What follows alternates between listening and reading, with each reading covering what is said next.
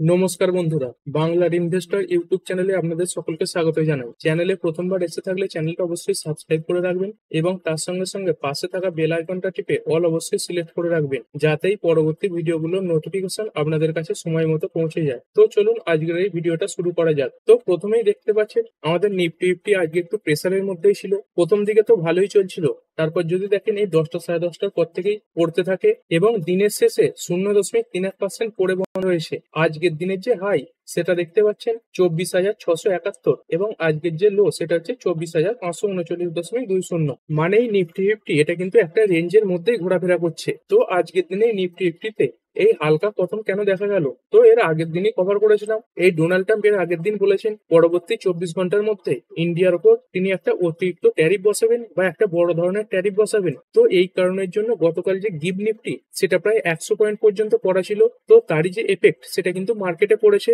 তো শুরু থেকেই প্রেসার ছিল এবং তারপরে যদি দেখেন 10টার সময় আমাদের আরবিআই যে এমপিসির মিটিং চলছিল তার যে আউটকাম সেটা সামনে এসেছে। মানে রেট কাট হয়েছে কি হয়নি সেটা কিন্তু 10টার সময় ঘোষণা করা হয়ে গিয়েছে। তো দেখতে পাচ্ছেন আজকে যে এমপিসির মিটিং হয়েছে এইখানে কোনো রেট কাট কিন্তু হয়নি। এর আগেও দেখতে পাচ্ছেন এই যে ইন্টারেস্ট রেট এটা ছিল 5.50 এবং সেটা অপরিবর্তিত থেকেছে। এবারেও এসেছে দেখতে পাচ্ছেন আগস্ট মাসের 6 তারিখ, মানে আজকের ডেটেই 5.50। তারপরে আরবিআই এর চেয়ারম্যান সঞ্জয় মালহোত্রাজি প্রেস কনফারেন্সে কিছু বক্তব্য রেখেছেন এবং পরবর্তীকালে এই রেট কাট হবে কি হবে না সেইগুলো সম্বন্ধেও কিছু কথা বলেছেন। তো চলুন সেইগুলোও দেখে নিই। তো প্রথমেই এটা আপনাদের মনে প্রশ্ন আসবে, এই যে রেট সেটা কেন কাট করা হলো না? প্রথম কারণ হিসাবে এই যে আরবিআই চেয়ারম্যান তিনি বলেছেন এই ডোনাল্ড ট্রাম্প যে ট্যারিফ নিয়ে ঠেট দিচ্ছেন সেটা একটা বড় কারণ। এবং দ্বিতীয়ত তিনি এটা বলেছেন বর্তমানে ভারতের যে ইনফ্লেশন সেটা কন্ট্রোলের মধ্যে রয়েছে। তো দেখতে পাচ্ছেন ভারতের যে ইনফ্লেশন এটা রয়েছে 2.10, মানে খুবই ভালো জায়গায় রয়েছে। তবে আরবিআই চেয়ারম্যান কিন্তু এটা বলতে চাইছেন যে বছরের শেষের দিকে এই যে ইনফ্লেশন সেটা বাড়তে পারে।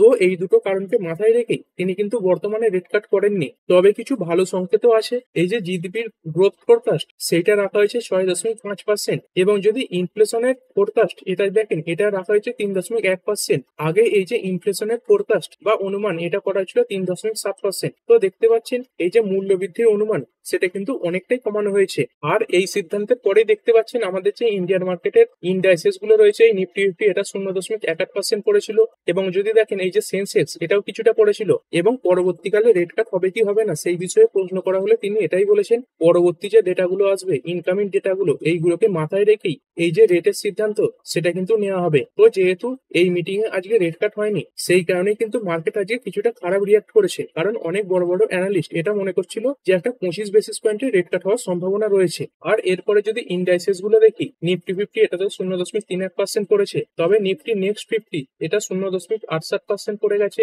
আর রেট কাট না হওয়ার কারণে এই নিফটি ব্যাংক এটা কিন্তু নেগেটিভ ইম্প্যাক্ট ফেলেনি, কারণ গত দুদিনে এই নিফটি ব্যাংক অনেকটাই পড়ে গিয়েছিল। তারপর নিফটি ফাইন্যান্সিয়াল সার্ভিসেস এটাও একদম বর্ডারে বন্ধ হয়েছে। মিড ক্যাপ সিলেক্ট এটা 1% পড়েছে। তারপরে নিফটি 100, 200, 500 এইগুলো সব 0.40% থেকে 0.60%-এর কাছাকাছি ঘোরাঘুরি করেছে। কিন্তু মিড ক্যাপে আজকে ভালো পতন লক্ষ্য করা গেছে। মিড ক্যাপ ফিফটি এটা 0.80% পড়ে গেছে। মিড ক্যাপ 100 এটা 0.80% পড়েছে। তারপর যদি স্মল ক্যাপ দেখেন স্মল ক্যাপ তো আরো বেশি পড়েছে। এই স্মল ক্যাপ 100 এটা 1.13% পড়েছে। তারপর স্মল ক্যাপ 50 এটা 1.24% পড়েছে। এবং যদি দেখেন স্মল ক্যাপ 250 এটা 1.20% পড়ে গেছে। তো দেখতে পাচ্ছেন এই মিড ক্যাপ এবং স্মল ক্যাপে আজকে কিন্তু বড় পতন লক্ষ্য করা গেছে। মানে অনেকেরই পোর্টফোলিও কিন্তু আজকে নেগেটিভই বন্ধ হয়েছে। এবং যদি দেখেন ইন্ডিয়ার যে ভলিটিলিটি ইন্ডেক্স এটা 2.11% বেড়ে গেছে। মানে বাজারে যে অস্থিরতা সেটা কিন্তু বাড়ছে। এরপরে যদি ওভারঅল মার্কেট দেখেন ওভারঅল মার্কেটেও কিন্তু বড় পতন লক্ষ্য করা গেছে। এই এনএসসি তে যে 3071 খানা স্টক আজকের দিনে ট্রেড হয়েছে তাদের মধ্যে পড়েছে দেখতে পাচ্ছেন 2128 খানা এবং বেড়েছে মাত্র 846 খানা স্টক। আর এরপর যদি সেক্টরাল ইন্ডাইসেস গুলো দেখি নিফটি অটো এটা 0.5%-এর উপরে পড়েছে। তারপর ফাইন্যান্সিয়াল সার্ভিসেস এটা 0.14% পড়া। এফএমসিজি সেক্টর পড়ে গেছে 0.90%। তারপর নিফটি আইটি এটা 1.74% পড়েছে। তারপরে নিফটি মিডিয়া এটা 1.11% পড়েছে। নিফটি মেটাল পড়েছে 0.40%। এবং গতকালে ডোনাল্ড ট্রাম্প যে বলেছেন পরবর্তীকালে তিনি ফার্মা সেক্টরের উপর যে ট্যারিফ সেটা অনেকটা পরিমাণে বাড়িয়ে দেবেন, সেই কারণে ফার্মাতে কিন্তু বড় প্রেসার লক্ষ্য করা গেছে। এই নিফটি ফার্মা এটা আজকের দিনে 2.03% পড়েছে। আর নিফটি পিএসইউ ব্যাংক এটা 0.5% বেড়ে বন্ধ হয়েছে। এরপরে আজকে মার্কেটে তিনটে আইপিও লিস্ট হয়েছে। তো সেইগুলো এক এক করে আলোচনা করব। প্রথমে যদি কথা বলি আজকের দিনে এনএসডিএল এর যে আইপিও সেটা আজকে মার্কেটে শেয়ার হিসেবে লিস্ট হয়ে গেছে। তো কেমন লিস্ট হলো দেখতে পাচ্ছেন, এই শেয়ারটার যে ইস্যু প্রাইস এটা ছিল 800 টাকা, মার্কেটে লিস্ট হয়েছে 880 টাকায়, মানে 10% লিস্টিং গেন নিয়ে এটা মার্কেটে লিস্ট হয়ে গেছে। এবং যদি দেখেন লিস্ট হওয়ার পরেও প্রায় 6%-এর কাছাকাছি বেড়েছে এবং আজকে টোটাল এই লিস্টিং গেনকে ধরে 17% পর্যন্ত বেড়েছে। আর এটা সিডিএসএল এর মতোই কোম্পানি। এই সিডিএসএল ছোট ছোট যে ইনভেস্টররা রয়েছে তাদের যে শেয়ার সেগুলো ম্যানেজ করে থাকে, আর এই এনএসডিএল এই কোম্পানিটা বড় বড় যে ইনভেস্টররা রয়েছে যাদের ইনভেস্টেড অ্যামাউন্ট অনেকটা বেশি হয় তাদের যে অ্যাকাউন্ট সেইগুলো এই এনএসডিএল ম্যানেজ করে থাকে। মানে মার্কেটে যখন এই সিডিএসএল কোম্পানি ভালো পারফর্ম করবে বা মার্কেট ভালো পারফর্ম করবে তখন কিন্তু এনএসডিএল এই শেয়ারটাও ভালো পারফর্ম করবে। মানে একটা শেয়ার মার্কেট সংক্রান্তই কোম্পানি, যখন শেয়ার মার্কেট বাড়বে এই শেয়ার গুলোও কিন্তু খুবই বাড়বে। এরপরে আরো একটি আইপিও নিয়ে কথা বলবো, শ্রী লোটাস ডেভেলপার্স আইপিও। এটা কিভাবে লিস্ট হলো তো দেখতে পাচ্ছেন, এর যে ইস্যু প্রাইস এটা ছিল 150 টাকা এবং মার্কেটে কত লিস্ট হয়েছে 178 টাকায়, মানে 18.67% লিস্টিং গেন দিয়েছে। এবং যদি দেখেন লিস্টিং হওয়ার পরেও এই স্টকটা অনেকটাই বেড়েছে, আপার সার্কিটও লাগিয়ে দিয়েছে। লিস্ট হওয়ার পরে স্টকটা আরো অতিরিক্ত 10% বেড়েছে এবং লিস্টিং গেনকে ধরে আজকের দিনে টোটাল 30.45% বেড়েছে। এরপরে যদি কথা বলি এমএনবি ইঞ্জিনিয়ারিং এই আইপিওর লিস্টিং এর ব্যাপারে, তো দেখতে পাচ্ছেন এই আইপিওর যে ইস্যু প্রাইস এটা ছিল 385 টাকা এবং কতই লিস্ট হয়েছে মার্কেটে 377 টাকা 50 পয়সায় লিস্ট হয়েছে, মানে সামান্য ডিসকাউন্ট এটা মার্কেটে লিস্ট হয়েছে। তবে যদি দেখেন লিস্ট হওয়ার পরে এই কোম্পানিটা টোটাল 7.29% বেড়েছে এবং যদি ইস্যু প্রাইস থেকে দেখেন তাহলে 6.14% বেড়েছে। এরপরে মার্কেটে আজকে কিছু কোম্পানি নিয়ে আলোচনা করব যেগুলো কিছু খবরের কারণে বা কোয়ার্টারলি রেজাল্টের কারণে আজকের দিনে ভালো পারফর্ম করেছে এবং তার সঙ্গে সঙ্গে কিছু কোম্পানি খারাপ পারফর্মও করেছে। তো চলুন সেইগুলো এক এক করে দেখে নিই। প্রথমে যদি কথা বলি Sarada energy and minerals limited, তো এই কোম্পানিটা কিছুদিন আগে তার যে কোয়ার্টার ওয়ানের রেজাল্ট সেটা পেশ করেছিল। তো দেখতে পাচ্ছেন গত 5 দিনে 32%-এর কাছাকাছি রিটার্ন তৈরি করে দিয়েছে এবং আজকের দিনেও যদি দেখেন টোটাল 8.5% বেড়েছে। এর পরের কোম্পানি জিনকা লজিস্টিক সলিউশন লিমিটেড, এই স্টকটা আজকের দিনে 15.45% বেড়েছে। তো এটাও একটা মার্কেটের নতুন স্টক। তো এই স্টকটা যখন মার্কেটে এসেছিল তখন এদের আইপিওর ব্যাপারে কিছু অনিয়ম দেখা গিয়েছিল, তো সেই ব্যাপারে কিছু ভালো আপডেট এসেছে আর যেই কারণে এই শেয়ারটা আজকের দিনে 15.5%-এর কাছাকাছি বেড়েছে। এর পরের কোম্পানি রিলায়েন্স পাওয়ার লিমিটেড, এই স্টকটা 5% আপার সার্কিট লাগিয়েছে। তো দেখতে পাচ্ছেন শুরুতে কিছুক্ষণ কনসলিডেট করছিল, তারপর লোয়ার সার্কিটও লাগিয়েছিল, তারপর হঠাৎ করেই বাড়তে থাকে এবং দিনের শেষে 5%-এর আপার সার্কিট লাগিয়ে বন্ধ হয়েছে। এবং যদি বটম লেভেল থেকে দেখেন তাহলে 10.5%-এর উপরে বেড়েছে। আর ঠিক একই রকম চার্ট প্যাটার্ন এই রিলায়েন্স ইনফ্রা এই শেয়ারেও দেখা যাবে। রিলায়েন্স ইনফ্রাও দেখতে পাচ্ছেন শুরুর দিকে অনেকটাই পড়ে গিয়েছিল এবং সেইখান থেকেও যদি দেখেন প্রায় 10.5%-এর কাছাকাছি রিকভারি করে ফেলেছে। তো এর পেছনে কি কারণ রয়েছে গতকালই আলোচনা করেছিলাম, এই অনিল আম্বানিজি তিনি কিন্তু ইডির অফিসে হাজিরা দিয়েছেন। তো এই ইডির অফিসে হাজিরা দিয়ে অনিল আম্বানিজি আরো অতিরিক্ত 1 সপ্তাহ সময় চেয়ে নিয়েছেন তাদের কাছে কিছু ডকুমেন্টস সাবমিট করার জন্য। তো এটাকেই মার্কেট ভালোভাবে নিয়েছে। এরপরে যদি কথা বলি ওয়ারে এনার্জিস লিমিটেড, এই স্টকটা আজকের দিনে 5.04% বেড়েছে। তো এর পেছনে কি কারণ রয়েছে দেখুন, এর পেছনে একটা ব্রোকার বা ব্রোকারেজ হাউস কাজ করছে। যদি দেখেন এই যে ইউবিএস এই যে ব্রোকারেজ হাউসটা রয়েছে এরাই ওয়ারে এনার্জিস এই শেয়ারটাকে 44%-এর আপসাইডের টার্গেট দিয়েছে। তো এই কারণে স্টকটা আজকে ভালো পারফর্ম করেছে। এরপরে ট্রান্সডেন্ট লাইটিং লিমিটেড, এটা 13.7% বেড়ে বন্ধ হয়েছে, কারণ কোম্পানির যে রেজাল্ট সেটা যথেষ্টই ভালো এসেছিল। কোম্পানির সেলস ইয়ার অন ইয়ার 81% বেড়েছে। তারপর যদি এবিটা দেখেন, এবিটা 120 কোটি থেকে বেড়ে 199 কোটি, যেটা 66% বাড়া। তারপরে যে নেট প্রফিট এটা 51.7 কোটি থেকে 105% বেড়ে হয়েছে 106 কোটি। তো এই রেজাল্টের পরে স্টকটা আজকে ভালো পারফর্ম করেছে। এর পরের কোম্পানি আইটিআই লিমিটেড, এটা 3.18% বেড়েছে। গতকালই কভার করেছিলাম এই কোম্পানিটা এই উত্তরপ্রদেশে একটা AI based road safety pilot project শুরু করতে চলেছে। এরপরে যদি কথা বলি গডফ্রে ফিলিপস ইন্ডিয়া লিমিটেড, এই স্টকটা আজকের দিনে 10%-এর আপার সার্কিট লাগিয়েছে। তো গত কয়েকদিন ধরে স্টকটা ভালো পারফর্ম করছে। যদি দেখেন 5 দিনে 16% বেড়েছে এবং যদি বটম লেভেল থেকেও দেখেন তাহলে প্রায় 24%-এর কাছাকাছি বেড়েছে। তো কোম্পানিটা তার কোয়ার্টার ওয়ানের রেজাল্ট এবং তার সঙ্গে সঙ্গে বোনাস শেয়ার ঘোষণা করার পর থেকেই ভালো পারফর্ম করছে। এর পরের কোম্পানি গুজরাট ফ্লোরকেমিক্যালস লিমিটেড, এটা আজকের দিনে 4.12% বেড়েছে। কোম্পানির যে রেজাল্ট এটাকে মার্কেট ভালোভাবে নিয়েছে। তো কোম্পানির রেজাল্ট এটা কেমন এসেছিল দেখতে পাচ্ছেন, কোম্পানির যে সেলস এর আগের বছর সেম কোয়ার্টারে ছিল 1176 কোটি টাকা, সেটা থেকে বের হয়েছে 1281 কোটি টাকা। তারপরে যে অপারেটিং প্রফিট এটা 262 কোটি থেকে বের হয়েছে 344 কোটি। তারপরে যদি নেট প্রফিট দেখেন, নেট প্রফিট 108 কোটি ছিল, সেখান থেকে বের হয়েছে 184 কোটি। তো ইয়ার অন ইয়ার কোম্পানির যে ডেটাগুলো সেগুলো যথেষ্ট ভালোই এসেছে। এর পরের কোম্পানি সিসিএল প্রোডাক্ট লিমিটেড, কোম্পানিটা আজকে 5.19% পড়ে গেছে। কোম্পানি যে প্রফিট আফটার ট্যাক্স সেটা কোয়ার্টার অন কোয়ার্টার 29% পড়েছে। তো এটার উপরেই মার্কেট খারাপ রিয়াক্ট করেছে। এরপরে যদি দেখেন ট্রান্সফরমার্স অ্যান্ড রেক্টিফায়ার্স লিমিটেড, এটা প্রায় 7%-এর কাছাকাছি পড়ে বন্ধ হয়েছে। তারপরে কঙ্কর, এটা গতকাল তার যে রেজাল্ট সেটা পেশ করেছিল এবং রেজাল্টের পরে আজকের দিনে 4.5%-এর কাছাকাছি পড়েছে। তারপরে এরিস লাইফ সায়েন্সেস লিমিটেড, এটা 4.32% পড়েছে। তো ফার্মা সেক্টরের উপর তো দেখতেই পাচ্ছেন একটা বড় প্রেসার তৈরি হয়েছে। এবং এর সঙ্গে সঙ্গে যদি দেখেন এই যে ওখাট ফার্মা, এটাও আজকে 4.76% পড়েছে। এর পরের কোম্পানি গোদাবরী পাওয়ার অ্যান্ড ইস্পাত লিমিটেড, এটাও আজকে 5%-এর কাছাকাছি পড়ে বন্ধ হয়েছে। এরপর যদি নিফটি ফিফটির মধ্যে দেখি, নিফটি ফিফটির মধ্যে আজকে 12টা কোম্পানি পজিটিভে বন্ধ হয়েছে এবং 37টা কোম্পানি নেগেটিভে বন্ধ হয়েছে এবং একটা কোম্পানি আগের দিনের যে ক্লোজিং প্রাইস সেখানেই বন্ধ হয়ে গেছে। এবং যদি নিফটি ফিফটির যে কোম্পানিগুলো বেড়েছে বা পড়েছে সেগুলো দেখি, প্রথমে দেখতে পাচ্ছেন এশিয়ান পেন্টস রয়েছে, এটা 1.94% বেড়েছে। তারপরে এইচডিএফসি লাইফ, এটা 1.28% বেড়েছে। মাহিন্দ্রা অ্যান্ড মাহিন্দ্রা, এটা 0.68% বেড়েছে। বেল বেড়েছে 0.69% এবং কোল ইন্ডিয়া, এটা 0.67% বেড়েছে। এবং যে কোম্পানিগুলো পড়েছে সেগুলো হচ্ছে উইপ্রো, এটা 2.5% পড়ে গেছে। তারপরে সানফার্মা, এটা 2.37% পড়েছে।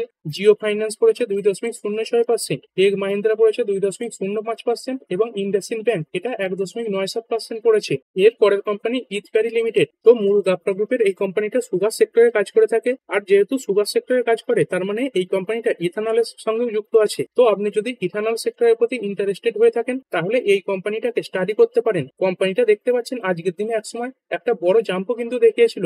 যদি দেখেন প্রায় 4.5%-এর কাছাকাছি এই মুহূর্তে বেড়ে গিয়েছিল, যদিও পরে এই যে তেজি সেটা টিকিয়ে রাখতে পারেনি। তো কোম্পানি আজকের দিনেই তার যে রেজাল্ট সেটা পেশ করেছে। তো কোম্পানির রেজাল্ট একটু দেখে নেবো। তো দেখতে পাচ্ছেন এই যে ফিগার সেইগুলো সব লাখে দেওয়া রয়েছে। তো আমরা শুধুমাত্র প্রথম যে 3টে সংখ্যা সেগুলো ধরেই পড়বো, সেটা দেখলেই আপনারা বুঝতে পারবেন কোম্পানির যে টোটাল ইনকাম এটা 680 থেকে বেড়ে হয়েছে 881। এর আগের কোয়ার্টারে ছিল 692। তারপরে যদি কোম্পানির পিবিটি দেখেন বা খরচার পরে যে প্রফিট সেটা কত 343, এটা থেকে বেড়ে হয়েছে 615। আর এর আগের কোয়ার্টারে ছিল 404। এবং যদি কোম্পানির প্যাট দেখেন বা প্রফিট আফটার ট্যাক্স, এটা কত হয়েছে, এটা দেখতে পাচ্ছেন 225 কোটি ছিল আগের বছর সেম কোয়ার্টারে, সেটা থেকে বেড়ে হয়েছে 464 কোটি। আর এর আগের কোয়ার্টারে কত ছিল 539 কোটি। তো দেখতে পাচ্ছেন কোম্পানির যে ইয়ারলি প্রফিট আফটার ট্যাক্স সেটা যথেষ্টই বেড়েছে। তবে কোয়ার্টারলি কিছুটা ডাউন হয়েছে। তবে এই স্টকটা বাড়ার পেছনে কোম্পানির আরো একটা ঘোষণা কাজ করছে। কোম্পানি তার যে দুবাই একটা ইউনিট রয়েছে, এই এমএস প্যারি ইন্টারন্যাশনাল ডিএমসিসি, এটাকে বন্ধ করতে চলেছে। কারণ এই কোম্পানিটা একটা লস মেকিং কোম্পানি ছিল, মানে এইখান থেকে কোম্পানির যে প্রফিট সেটা কমে যেত। তো দেখতে পাচ্ছেন এইখান থেকে কোম্পানির যে রেভিনিউ সেটা আসতো 482.45 কোটি, কিন্তু কোম্পানির যে নেট ওয়ার্থ এটা দেখতে পাচ্ছেন এটা ছিল 54.51 কোটি। তো এই কারণেই কোম্পানি সিদ্ধান্ত নিয়েছে তাদের এই যে ইউনিট সেটা বন্ধ করে দেবে। তো এইটা বন্ধ হয়ে গেলে কোম্পানির যে এখান থেকে লস সেটা কমে যাবে বা বন্ধ হয়ে যাবে। সেই কারণে আজকের দিনে স্টকটা হঠাৎ করেই বেড়ে গিয়েছিল। এর পরের কোম্পানি বিএসসি লিমিটেড। তো আজকের দিনে দেখতে পাচ্ছেন হঠাৎ করে একটা স্পাইক দেখা গেছে এবং গতকালে এই স্টকটা অনেকটাই পড়ে গিয়েছিল। তো আজকের দিনে এই স্টকটা বাড়লো কেন, এটা বুঝতে গেলে আগের দিন কি কারণে পড়েছিল সেটাও বুঝতে হবে। তো আগের দিনে স্টকটা কেন পড়েছিল, কারণ আগের দিন রিপোর্টের মাধ্যমে একটা নিউজ সামনে এসেছিল যে সেবি উইকলি যে এক্সপায়ারি সেটা বন্ধ করে দিতে চলেছে এবং প্রতি 2 সপ্তাহে একটা করে এক্সপায়ারি হবে। তো এই খবরের পরেই বিএসসি শেয়ারটা কালকের দিনে একটা বড় পতন দেখিয়েছিল। আর আজকের দিনে কেন বেড়েছে, কারণ আজকের দিনেই এই ব্যাপারটা নিয়ে সেবির তরফ থেকে কমেন্ট্রি এসেছে। এই যে সেবির চেয়ারম্যান তিনি কি বলেছেন, কার্বিং উইকলি এক্সপায়ারি আর ফলস এন্ড স্পেকুলেটিভ, মানে এই যে খবরটা রটেছিল এটা কিন্তু পুরোপুরি ভাবে মিথ্যা কথা। মানে সেবি কিন্তু এখন এই যে উইকলি এক্সপায়ারি সেটা বন্ধ করার ব্যাপারে কোনো আলোচনাই করছে না। তো এই বিপরীতমুখী খবরের কারণে আজকের দিনে স্টকটা ভালো পারফর্ম করেছে। এর পরের কোম্পানি সুইগি লিমিটেড, এটা প্রায় 2.25% বেড়ে বন্ধ হয়েছে। তো এর পেছনে কারণ কি রয়েছে, এই সুইগি কোম্পানির র্যাপিডোতে একটা বড় পরিমাণে অংশীদারিত্ব রয়েছে। তো সুইগি তাদের সেই যে অংশ সেটা 2,500 কোটি টাকাতে বিক্রি করতে চলেছে। এই সুইগির দেখতে পাচ্ছেন র্যাপিডোতে টোটাল 12% স্টেক রয়েছে। তো এই স্টেক বিক্রি করে দিলে সুইগির কাছে টাকা আসবে। তো এই খবরের কারণে আজকে সুইগির শেয়ারটা ভালো পারফর্ম করেছে। এরপরে যদি দেখেন এই কোয়ার্টার ওয়ানের সিজন চলছে, তো আজকের দিনে বহু কোম্পানি তার যে রেজাল্ট সেটা পেশ করবে। তার মধ্যে দেখতে পাচ্ছেন ভারত ফোর্জ রয়েছে, ভেল রয়েছে, তারপর বাজাজ অটো রয়েছে। এর সঙ্গে সঙ্গে আরো যদি দেখেন এইখানে দেখতে পাচ্ছেন সেভেন এনার রিটেল, তারপরে advance lifestyle, Apcom holding, Andhra petrochemical, Asian tea export, Bajaj auto রয়েছে, বাজাজ হোল্ডিং রয়েছে। তো আমি বড় বড় কোম্পানিগুলো পড়ছি, আপনি চাইলে ভিডিওটা পজ করে বাকি কোম্পানিগুলো পড়ে নিতে পারেন। তারপর ভারত ফোর্জ আছে, ব্লু স্টার রয়েছে, সেরা স্যানিটারি রয়েছে, তারপর ডিভিস ল্যাব রয়েছে।